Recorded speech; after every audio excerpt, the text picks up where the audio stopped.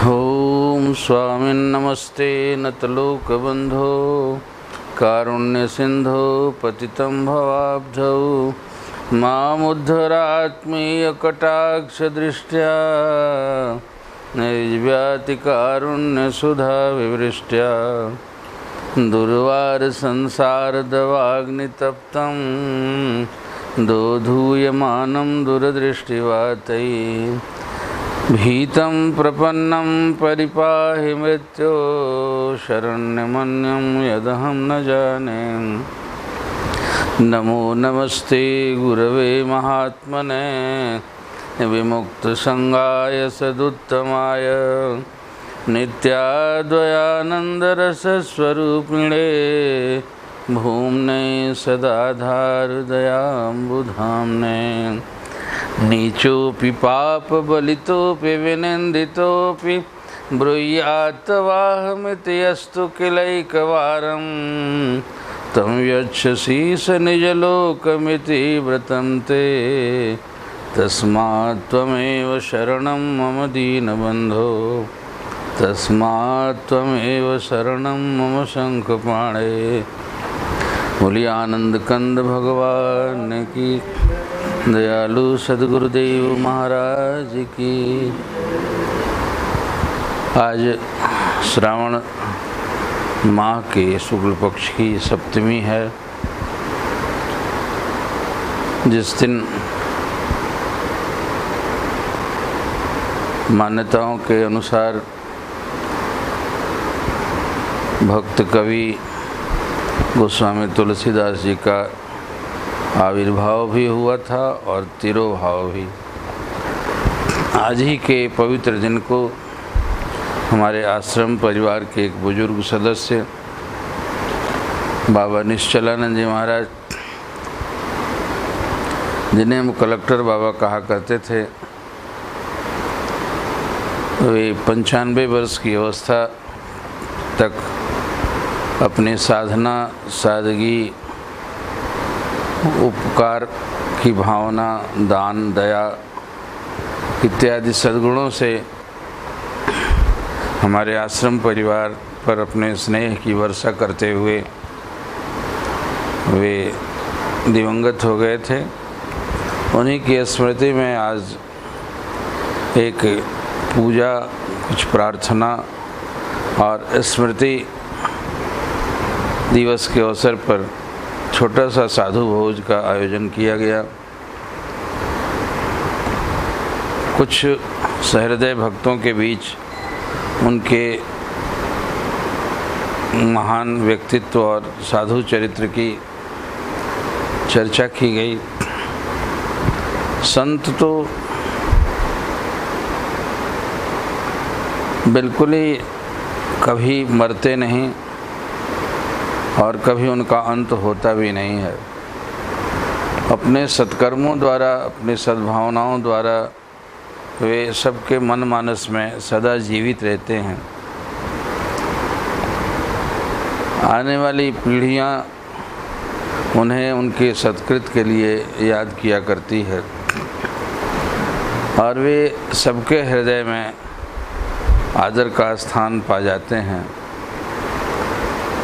जो दुनिया सहेजने में लगे रहते हैं, अपना देह, अपनी दुनिया, अपना संसार, अपना परिवार, या दुनिया में यश मान खुद का बनाने में लगे रहते हैं, उनको शायद कालांतर में वे मर भी जाते हैं और दुनिया भी उनको मार देती है।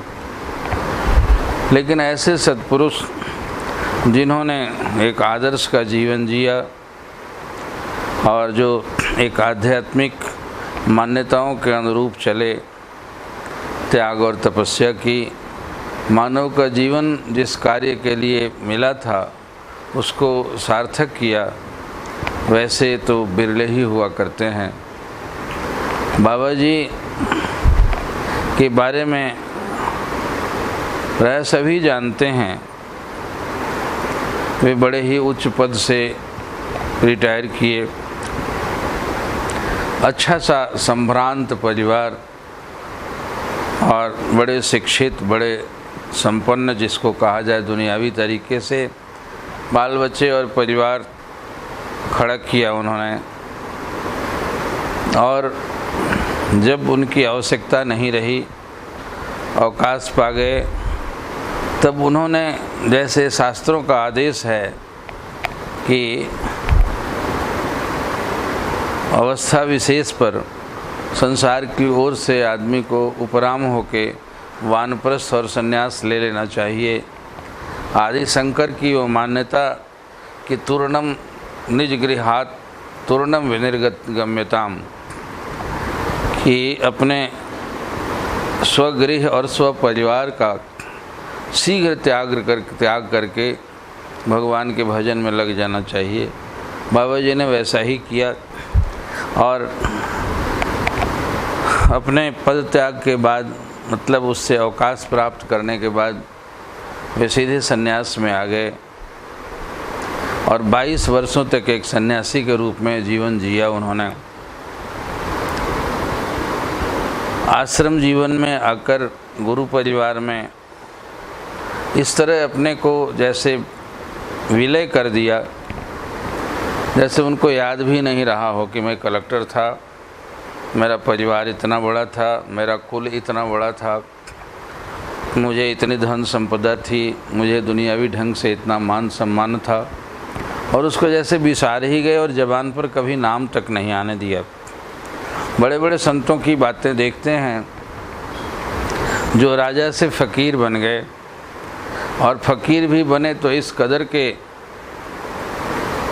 कि जाकर उन्होंने भिक्षा की, कहीं नौकरी चाकरी की, और त्याग और तपस्या से इतने ऊंचे हो गए कि शायद बादशाही जिसको छोड़ आए थे वो उनके पाँवों में लौटने लगी। और ऐसा ही जीवन उनका था। लोग भले कहते थे, लेकिन अपने मुंह से कभी उन्होंने अपने कुल का, अपने पद का परिचय नहीं दिया। महाराज कभी कहा करते थे कि संपन्नता में पनपा हुआ वैराग्य ही असली वैराग्य होता है। कारण कि फिर धन की और मान की और दुनियावी ढंग की लिप्सा से तो उनका जी भरा होता है। अब जो छोड़ के आए तो फिर उसकी लिप्सा रह नहीं जाती।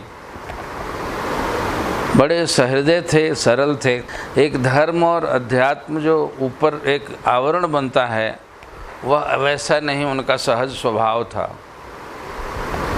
कोई एक आवरण ले लेता है, टिक्का लगाएंगे, किसी खास भेष में रहेंगे, कोई नियम, कोई चर्याएं और तमाम चीज़ों में दिखता है कि वे धर्मात्मा हैं, लेकिन वे सही माने में धर्मात्मा थे। वे महसूस होता था, उनकी प्रवृत्ति धर्ममय थी।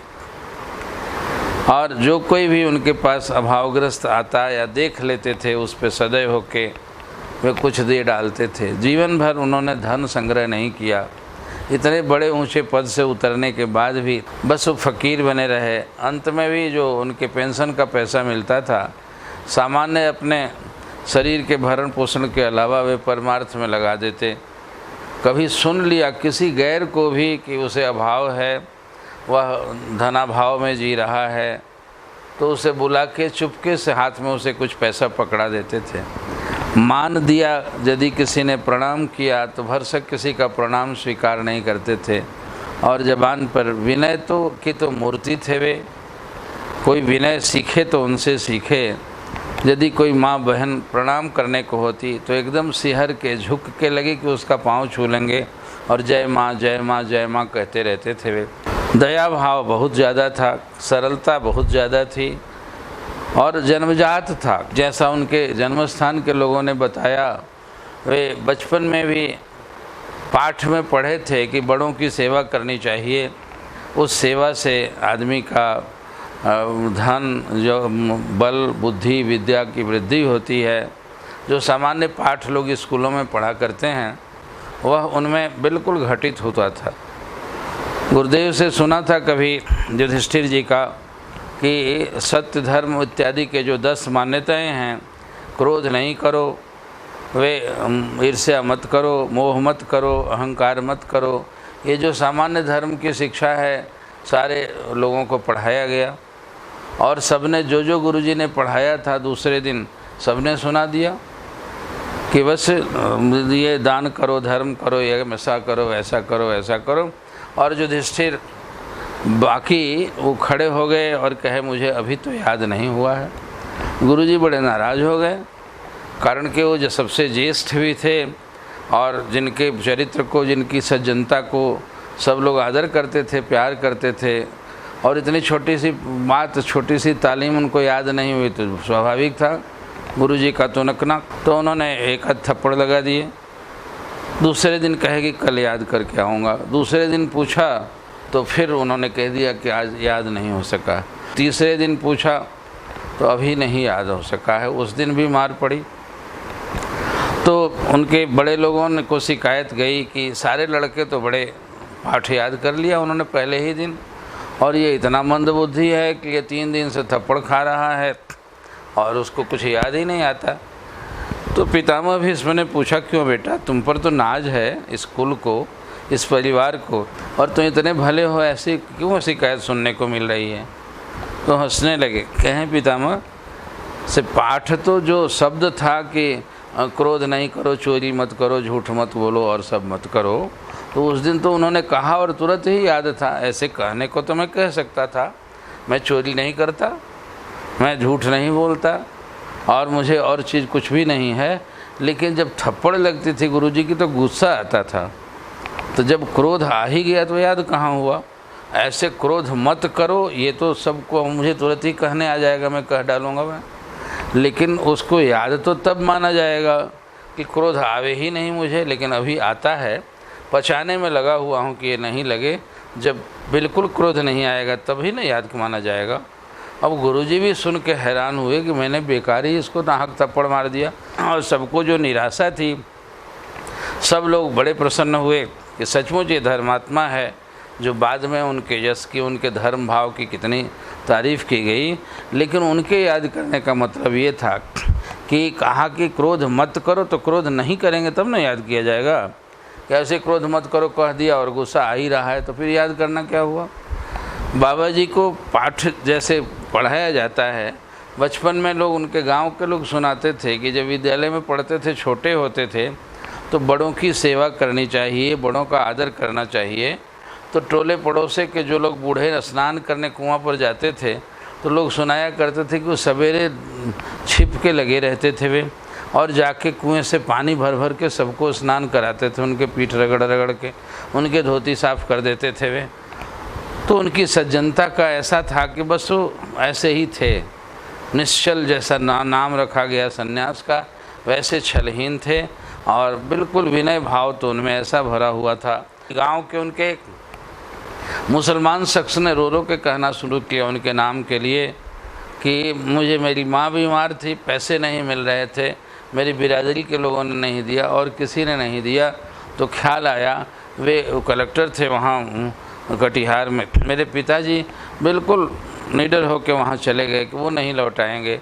और वो सुनते ही माँ की दवाई के लिए उन्होंने पैसे दे दिए, और देते थे तो ये कहते थे कि लौटाना मत और किसी को बताना मत, उन्होंने दे दिया। तो ये गांव के लोग इस तरह से बाद में भी तारीफ़ किया करते थे। उनकी ऐसी बड़ी बड़ी बातें हैं। मैं कहा करता हूँ कि बड़ा होना और बड़प्पन होना 2 बातें हैं। बड़ा हो जाए तो बड़प्पन भी होगा, ये कोई ज़रूरी नहीं है, और बड़प्पन जिसमें होगा वो बड़ा होना भी कोई ज़रूरी नहीं है। लेकिन बड़ा होना और बड़प्पन होना दोनों एक साथ होना वो बहुत रेयर किसी में मिला करता है। बहुत भाग्यशाली और नसीब वाला कोई धर्मात्मा बंदा ही ऐसा मिल होता है।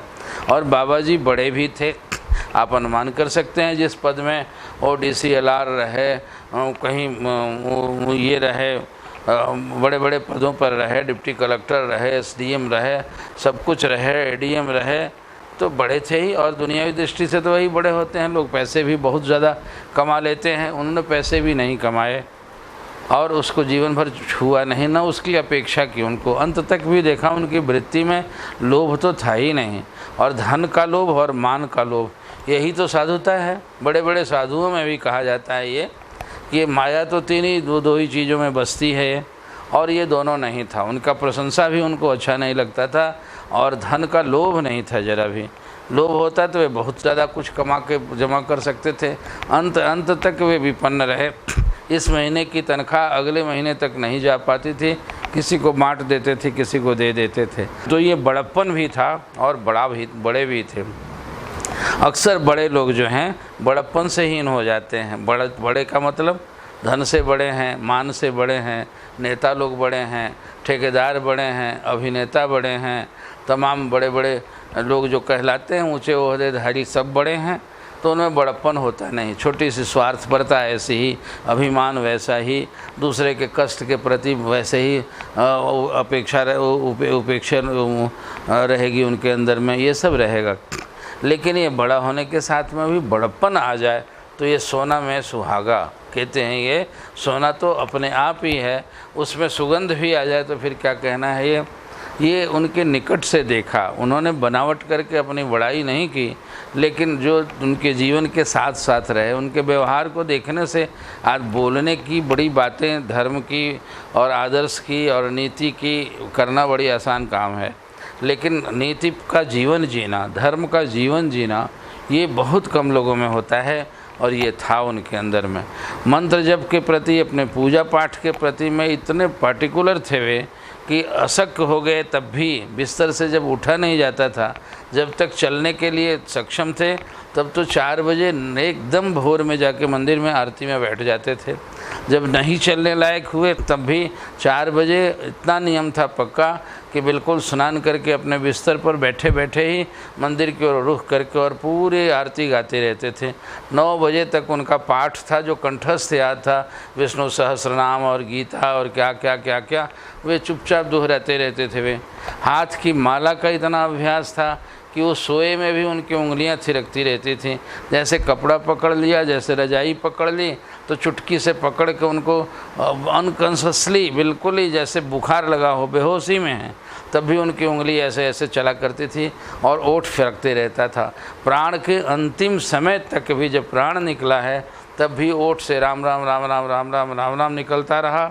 साएं साएं करके कान नज़दीक देते थे तो वही एकदम ओठ हिलता रहा। बिल्कुल अंतिम सांस निकली है तब तक भी ऐसे ओठ हिलते रहे और उंगली पर माला थिरकती। इतना अभ्यास पक्का था। और 95 साल की अवस्था तक, अब रिटायरमेंट के बाद 35 साल, आप 60 और 35 साल रहे होंगे, पोस्ट रिटायरमेंट का जीवन जिया उन्होंने, लेकिन उसमें खूब पुण्य कमाया, खूब जप किया और खूब अभ्यास किया उन्होंने, खूब दान दिया और सबके प्रति प्यार बांटा। उनके जाने के बाद तो लगा कि जैसे एक अभाव सा पूरा हो गया आश्रम जीवन में। ये तो वैसे भी गुरुदेव का स्कूल अच्छा बनाने के लिए है, जहाँ अच्छाई सिखाई जाती है और रियल सेंस में अच्छा बनाया जाता है। चरित्र से अच्छा, हृदय से अच्छा और आचरण से अच्छा, भावना से अच्छा ही यहाँ की तालीम ही है।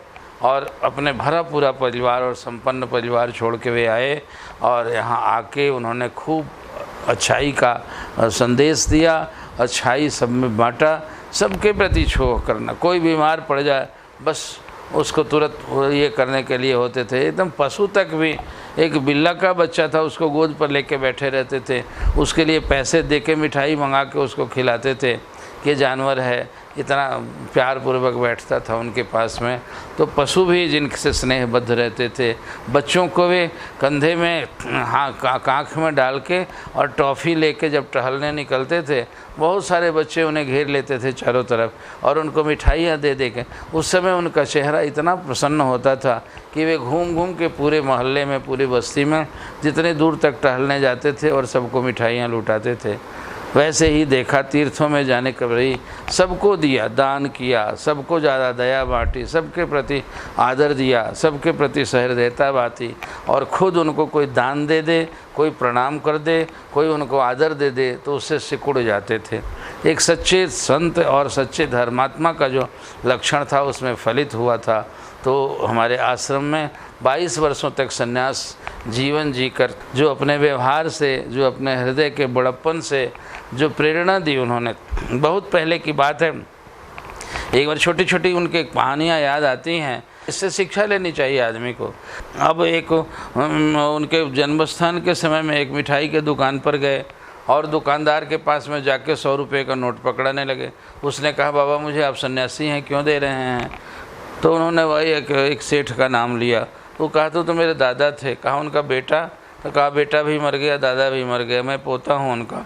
तो कहा कि तुम ले लो इसको। कहा कि मैं, आप साधु हैं, कोई मिठाई लीजिएगा तो भले पैसा दीजिए।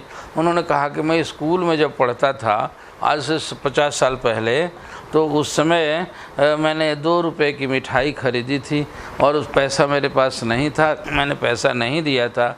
और आज मैं बाहर चला गया नौकरी करने, अब मैं मरने वाला हूँ, बूढ़ा हूँ, मुझे याद आता है जब मैं बीमार होता हूँ तो कहीं मर जाऊँगा तो 2 रुपया उसका बाकी रह जाएगा, इसीलिए मैं उसको देने आया हूँ, तुम अपने परिवार में लगा लेना।